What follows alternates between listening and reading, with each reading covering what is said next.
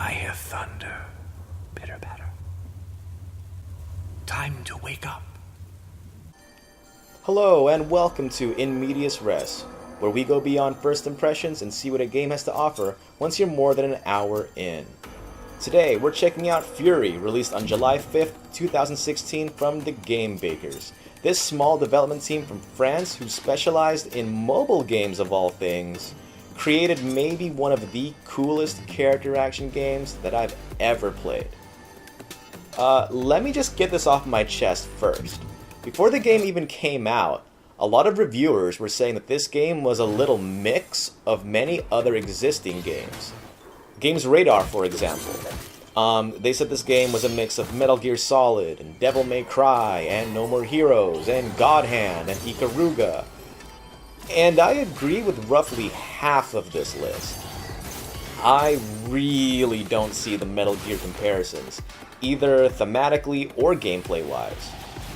But what about Revengeance, you may ask? Well, other than the press the button at the right time to parry mechanism, which is a mechanism you can find in Dark Souls, Bloodborne, and even the Arkham games, I see very little in Furi that I can relate to Raiden and Revengeance. In fact, I would say that the gameplay is more reminiscent of Killer is Dead. And if you don't know what that is, that's a barely played character action game from Grasshopper Manufacture, and hell, even some of the art style looks like that game. Forgive me if I'm saying his name wrong. Takashi Okazaki? He's the author, writer, and illustrator of Afro Samurai.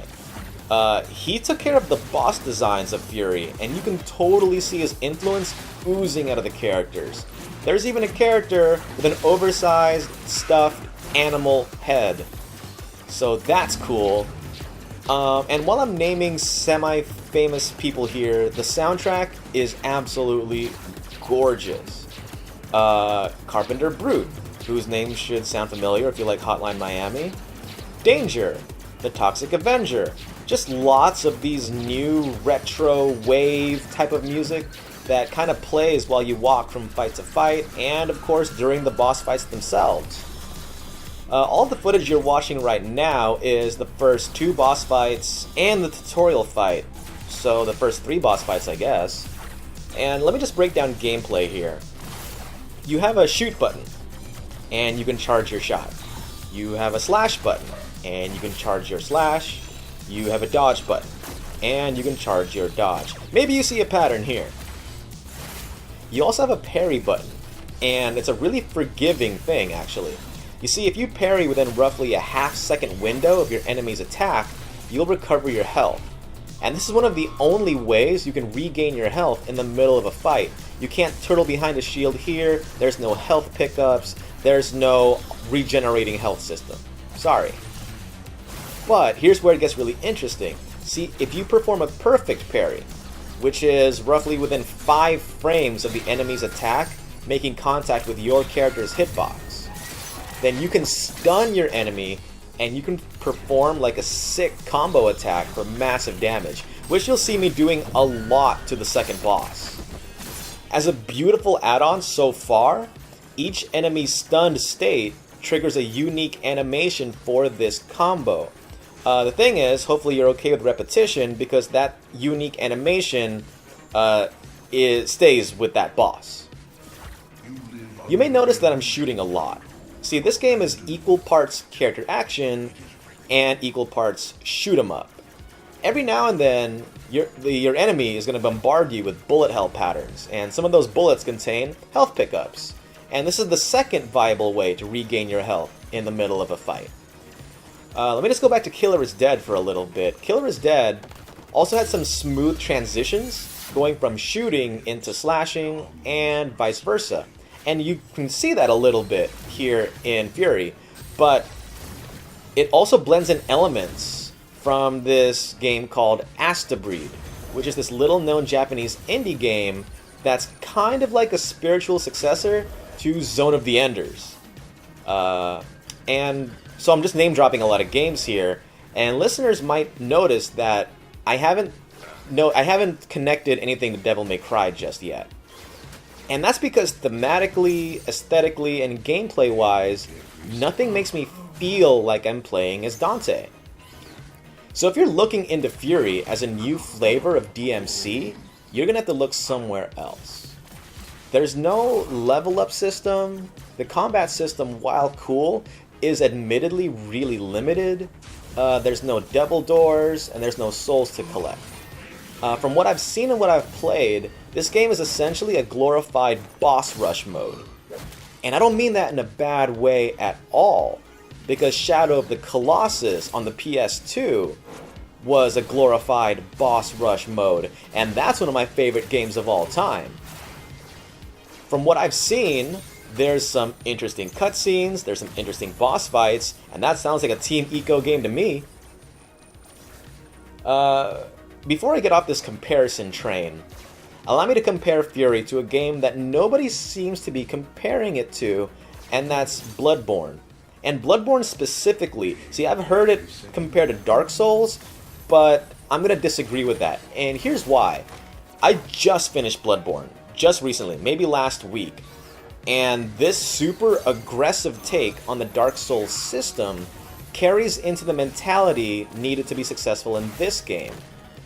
While you do need to be patient when a boss executes a string of attacks, you absolutely must be aggressive and chase after bosses if you take any damage. Because the quickest way to make sure you make progress in the fight is to parry your enemy and get your health back while you're dealing enough damage to the enemy in order to make it to the next phase of the fight. That, in essence, is the Bloodborne combat system. So speaking of combat, in a nice fighting game style twist, each boss has multiple phases that act like fight rounds. You know, rounds of a fight. Each boss so far has had roughly 6 phases, and you need to whittle down their health in order to activate their later phases, which unlocks new moves and new levels of aggression for them. Now, eagle-eyed viewers might note that I only have 3 health bars, which means I only have 3 attempts to kill a boss. Kind of. See, if you die in the middle of a boss phase, you just lost the round, and you only have 2 more rounds to attempt to kill the boss. However, since you just died and you're on the ground, the boss is able to regain their health for that round, for that phase. Let me just try to explain that a little bit better. Let's say you die in the boss's 3rd phase, okay? You lose one of your attempts at the boss, you just lost that round. While you're on the ground, the boss's health is going to refill, and it will stay at that 3rd phase, at that particular round. I hope that kind of makes sense, you guys, and maybe you can see it in the gameplay footage that I recorded. This game, as much as I love it, is absolutely not for everyone. If you don't have the patience to learn a boss's attack patterns, then this is not the game for you. If you don't have the patience to learn the timing for bullets or lasers, then this is not the game for you. If you like exploration and picking up collectibles, then this is not the game for you. Period. And that's not a bad thing. See, this game, just like Bloodborne, demands your patience, demands your concentration. It demands that you learn from your mistakes, and it demands that you gain the confidence to defeat enemies that are just plain better than you. Each combat situation acts like a puzzle, where you have to put all the pieces together in order to eke out a win. But, that being said, I love this game. And if this gameplay footage interests you, if the idea of combining a shoot-'em-up with a character action game interests you, then please give Furi a shot. Please support small development teams who come up with great games. You can buy Furi right now for $25 on Steam or on PS4. And that's it for Furi. Let me know in the comments if this is your kind of jam or nah. Also, if you have any suggestions for games that you believe are worth checking out, you can also let me know in the comments. If you like what you saw, feel free to leave a like or even subscribe. In Medias Res will be my new go-to series when I'm not screaming with or at my friends while we play some games together. I'm JB from XFail Nation, and thanks for watching.